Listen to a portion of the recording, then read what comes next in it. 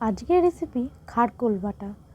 আমরা তো এটাকে খারকোলই বলি, তোমরা কি বলো আমাকে অবশ্যই কিন্তু কমেন্ট করে জানাবে। আর কে খাও সেটাও বলবে, আর যারা খাও না একবার কিন্তু ট্রাই করে দেখো।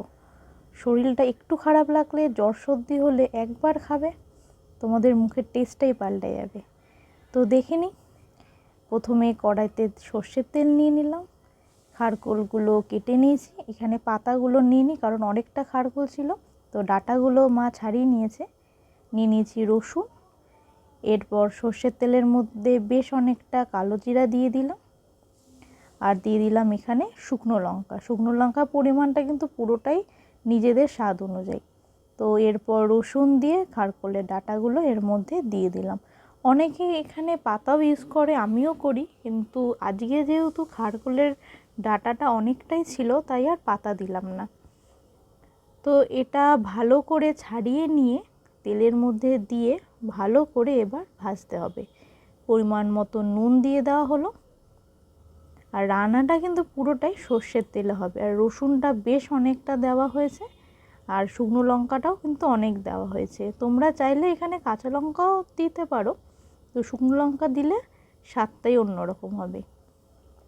যদি কিছু রান্না করতে না ইচ্ছা হয় বা কিছু খেতে না ইচ্ছা হলে এইটা একবার তোমরা খেতে পারো। আর বর্ষাকালে বাজারে কিন্তু পাওয়াই যায় খারকোল। তো এখানে আমি দেখালামও, তো জানি না তোমাদের জায়গায় কি বলে, কিন্তু আমরা তো এটাকে খারকোল বলি। তোমরা অবশ্যই কমেন্ট করে জানিও কিন্তু যে তোমাদের ওখানে কি নামে এটাকে বলে। তো এটা প্রায় ভাজা হয়ে গেছে, এর মধ্যে পরিমাণ মতো চিনি দিয়ে দিলাম। তো নুন আর মিষ্টি পুরোটাই নিজেদের অনুযায়ী দিতে হবে। আর এখানে কিন্তু লঙ্কার পরিমাণটা একটু বেশিই দেওয়া হয়েছে।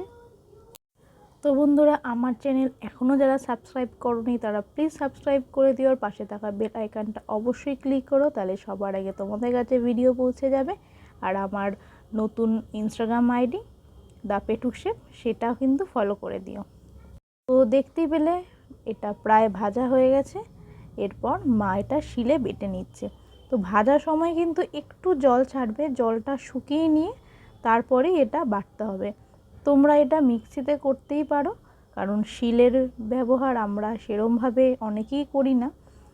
তো মা এখানে শিলেই বাটছে, বেশ অনেকটাই আছে পরিমাণে।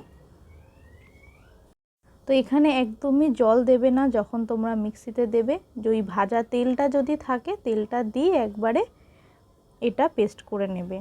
তো এখানে তেলটা প্রথমে দেওয়া হয়নি, মা শুকনোটা তুলেই বাটলো। দেখতে পাচ্ছ কালারটা কিন্তু পুরো চেঞ্জ হয়ে গেছে, আর খেতে কিন্তু দারুণ লাগে। খারকোল বাটা হলে আর তো কিছু লাগেই না, এক থালা ভাত খেয়ে নেওয়া যায়।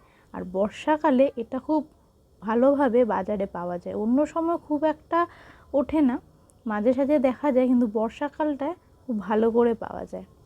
তো দেখতে পাচ্ছ মা ভালো করে এটা শিলে বেটে নিয়েছে, আর তেলটা পরে এটা মেশাবে। কড়াইতে অল্প একটু তেল ছিল, সেটা শিলের মধ্যে তোলেনি। তো ভালো করে বাটা হয়ে গেছে, একদম রেডি খারকোল বাটা। কেমন লাগলো অবশ্যই কমেন্ট করে জানাবে। দেখা হচ্ছে পরের ভিডিওতে।